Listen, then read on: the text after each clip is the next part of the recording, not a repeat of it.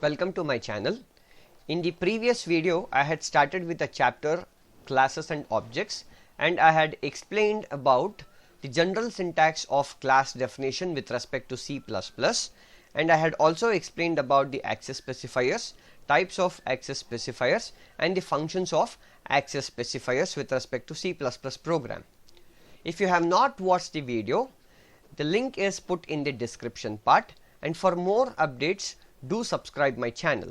In this video I shall be starting with a new concept, that is the member functions. We know that an object is any real-time entity which has some characteristics and behavior, where these characteristics are called as the data members and behavior is called as a member functions. And what is this member functions? Member functions are the set of statements that can perform the operations on the data members of the class. Let me consider a student, where a student has the data members, that is register number, marks 1 and marks 2. So these are the three data members which are associated with the student. Now I would like to perform the sum of these two marks which is scored by student. Now I would like to write the set of statements that can perform the operations on these data members M1 and M2, which can give me the sum of two numbers. That is, I can write it as sum is equals to M1 plus M2.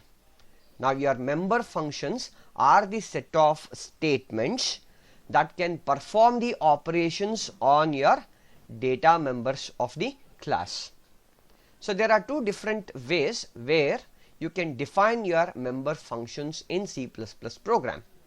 One is you can define your member function inside the class definition. The other one is you can define the member function outside the class definition. So we will see one by one. The first one is to define the member function inside the class definition.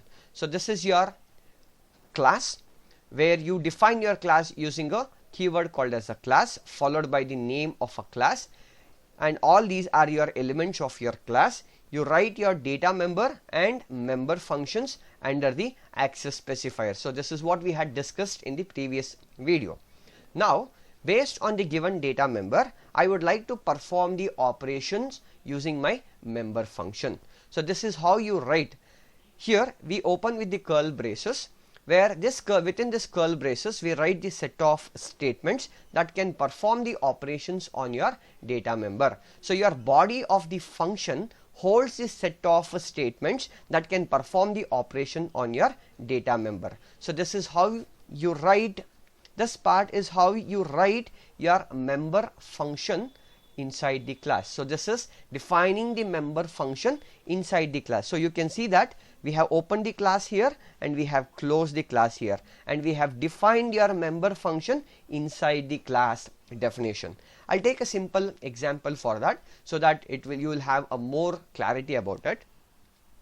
So now this is a simple example where I have taken a class called as a book, where the data members associated with the book are name of the book and price of the book, which is written under the access specifier, that is private.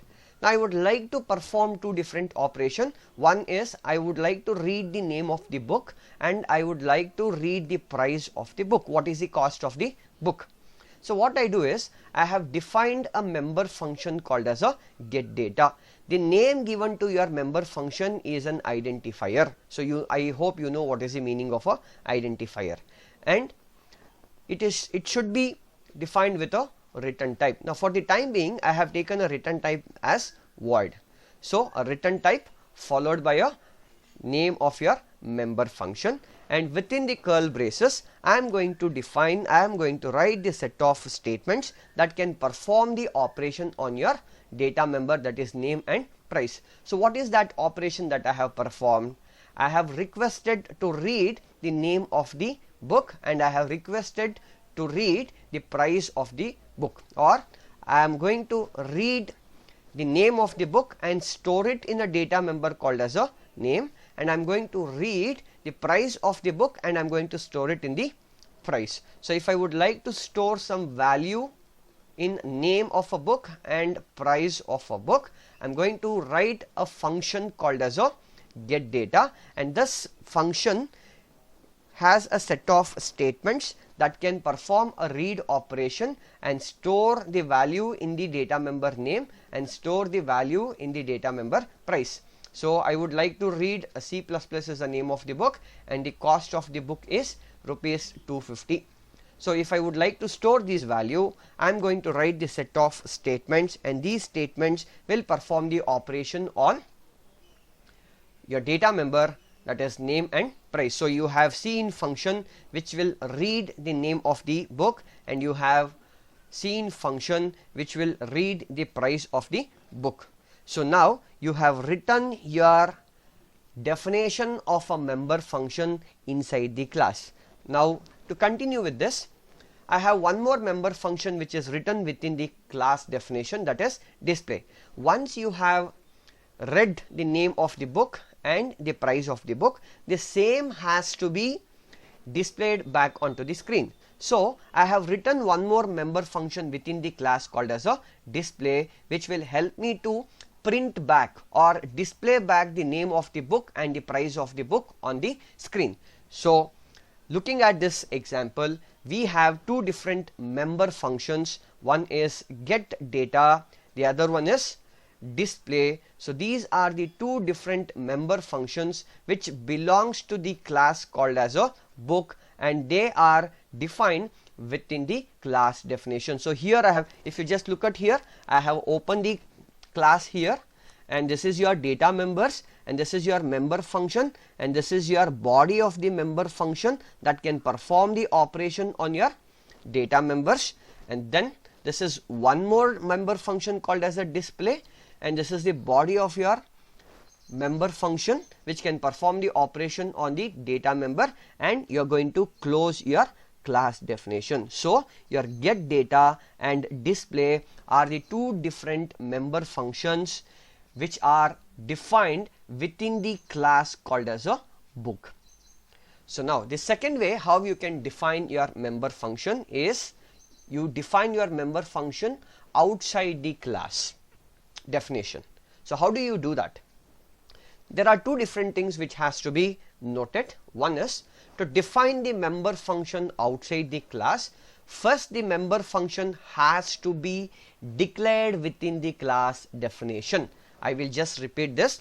To define the member function outside the class, first the member function has to be declared within the class definition.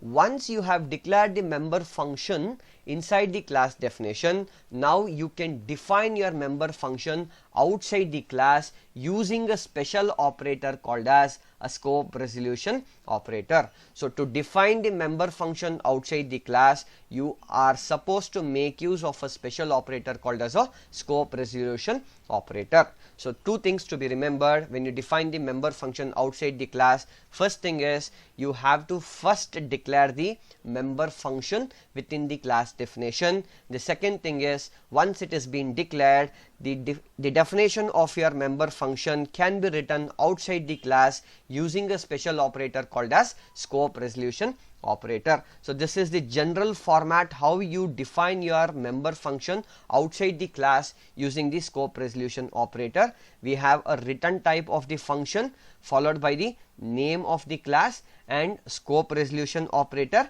and name of the member function, and this is your body of the function where you write the set of statements that can perform the operation on the data members. So this is very important for your 1 marks. A frequently asked question is what is the significance of scope resolution operator?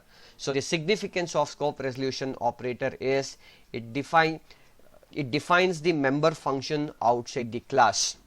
So I'll take a simple example. Here I have taken the same example book, and I have created two different data members. One is the name, the other one is the price. Now as per the rule that what we have to follow is first we have to declare the member functions within the class definition. See, this is your class definition. So within the class definition I have declared two different member functions. One is the get data, the other one is the display. So these are the two different member functions which are declared within the class definition. Once we have declared the class data members within the class definition. Now it is time to define the member function outside the class using the scope resolution operator. We have declared get data and display as two different data member functions of your class called as book. Let me define it outside the class using the scope resolution operator. So as per the syntax, first we have to start with the return type. The return type of the member function is void, followed by the name of the class. The name of the class is book. We have written the name of the class as book, and then a scope resolution operator, and finally the name of the member function. If you just look at the general syntax, we have started with the return type of your member function and the name of your class, scope resolution operator, and function name. They are very similar to that. So we have started with the return type of the function, name of the class, scope resolution operator, and the name of the member function. Within this, you are going to write the set of statements that can perform the operation on the data members of your class. So I have two different member functions. One is the get data and the display, which is being defined outside the class using the scope resolution operator. So first I have declared the member function inside the class and then defined the member function outside the class using scope resolution operator. So this is your body of the function that performs the set of operation on your data members of your class. So that's for this today's video, and before I wind up this video, I shall be discussing the frequently asked question. The first one is, what is a member function and how do you define the member function inside the class? Explain with a suitable example. So this would be the frequently asked questions for 5 marks, or they might also ask you what is a member function, how do you define the member function outside the class, explain with a suitable example. And very important 1 marks question which is being asked frequently is, what is the significance of scope resolution operator? So in the upcoming video, I shall be discussing about how you can create an object in the program. Thank you.